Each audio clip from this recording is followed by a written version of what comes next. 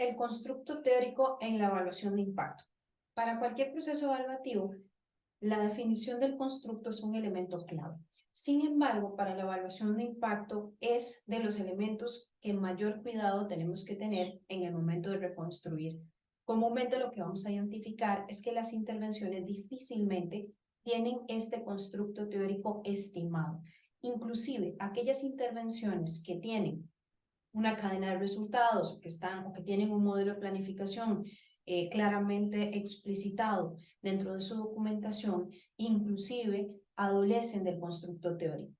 ¿Por qué esto es relevante? Básicamente porque ese constructo es el que nos explica cuál es la relación entre los elementos que están en esa cadena de resultados, en ese modelo de planificación, que podría ser eventualmente también una matriz de marco lógico, que podría ser una matriz de cambio más significativo, o que podría ser pues, la misma cadena de resultados, y nos va dando cuenta de cómo esos distintos elementos que dijimos que vamos a realizar se articulan para llegar hacia el resultado. Es decir, cómo científicamente yo puedo explicar que efectivamente esto que voy a hacer me va a generar aquello a lo que yo dije que iba a llegar. Esta estimación es realmente compleja desde la perspectiva de que tiene que asegurarnos que efectivamente el impacto se va a alcanzar. Recordemos que comúnmente tenemos intervenciones que tienen una inversión muy alta, tanto a nivel de sector público como a nivel de cooperación internacional, e identificar justamente que tenemos esta posibilidad de llegar a una serie de resultados con los cuales esa inversión se va a aprovechar y va a tener la posibilidad de generar un cambio, que es justamente la estimación de ese impacto, es un elemento clave. Entonces, repasamos algunos elementos de cadena de resultados. Vamos a partir justamente de ese modelo, pues en el modelo que se implementa en la actualidad con la OCDE, y vamos a identificar dentro de ese modelo una serie de insumos, una serie de actividades, de productos, de efectos y de impactos. ¿Dónde vamos a empezar en esa construcción? En el impacto. El impacto es justamente este cambio social de largo plazo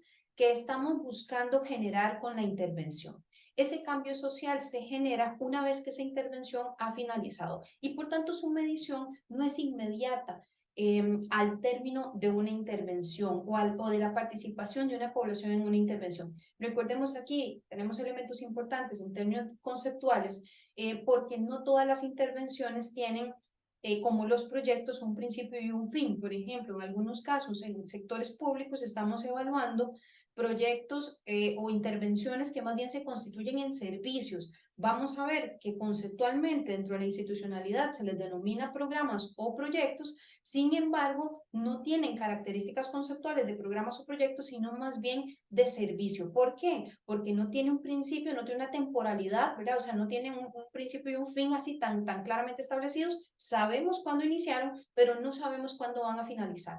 Entonces, eso implica que la temporalidad de esa intervención no nos permite hacer un cierre identificando que hasta este punto es donde vamos a esperar que el impacto se empiece a generar, sino que más bien cómo hacemos ahí las estimaciones temporales con poblaciones que participan y salen de la intervención. A pesar de que la intervención permanece ejecutándose en el tiempo, lo que vamos a hacer es tomar aquella población que participó en un momento dado y vamos a asumir que para esa población la intervención finalizó, es decir, el servicio ya se brindó. Entonces, a esta población vamos a hacerle una medición justamente del resultado, y eso pues implica en primera instancia pues tomar las bases de datos de lo que existe y empezar a hacer análisis, ya sea con información disponible o con levantamiento de campo.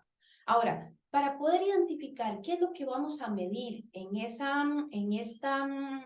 análisis metodológico que vamos a hacer, para el que dijimos que tenemos que tener estas bases de datos, pues básicamente para saber qué tenemos que medir, tenemos que identificar cuáles son justamente las variables que vamos a medir.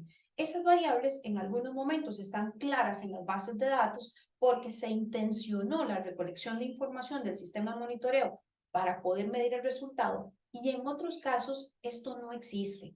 Entonces, ¿qué es lo más común para efectos de las intervenciones principalmente en la América Latina, tanto a nivel de sector público como de cooperación internacional?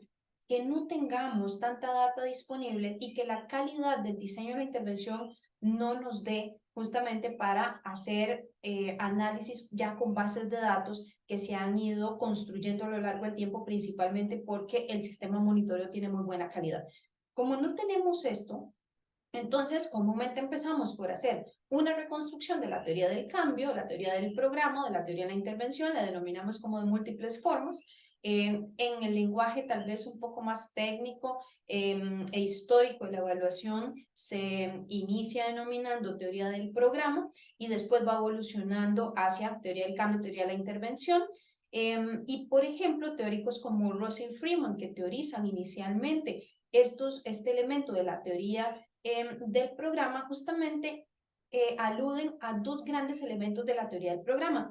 Le denominan teoría del impacto y teoría del proceso. Es justamente la comprensión de los distintos elementos, a esa teoría del impacto, de los distintos elementos que componen la explicación teórica de cómo la intervención llega a generar ese impacto. Esto implica que tengamos que identificar esos aspectos que son posibles de ser alcanzados en términos de cambio social y además que tengamos la posibilidad de hacer esa medición. Entonces, el constructo teórico se compone de dos grandes elementos: la capacidad explicativa de los distintos elementos que están en esa cadena de resultados de forma coherente y lógica, es decir, la capacidad para que tengan una lógica causal, que esto que hice me lleve a esto que es mi resultado, mi cambio de largo plazo. Ese es un primer elemento que hay que lograr explicar científicamente.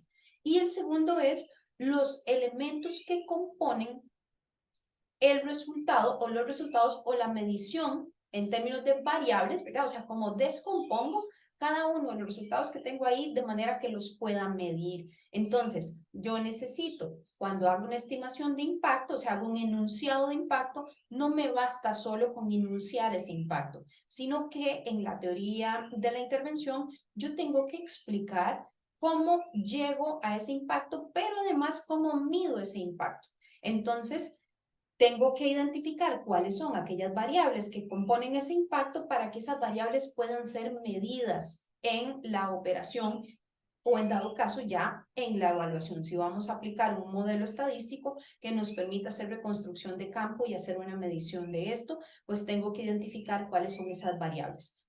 Si la teoría de la intervención logra explicar esos dos elementos en sí mismos, es decir, si esto está claro y está explícito cuando yo entro al campo y veo una intervención, entonces puedo decir que la intervención está o tiene condiciones justamente para evaluarse en términos de resultado. Si esto no está, si no está escrito, entonces tenemos que reconstruirlo para efectos de hacer el proceso evaluativo. Y repito, un error muy común que tenemos tanto en procesos de evaluación como en procesos de planificación es que si bien hacemos una reconstrucción del modelo lógico, nos quedamos en una representación gráfica de cadena de resultados y hacemos a lo mucho algún tipo de explicación descriptiva de esos elementos. Sin embargo, eso no nos basta para efectos de hacer mediciones en impacto y en efecto.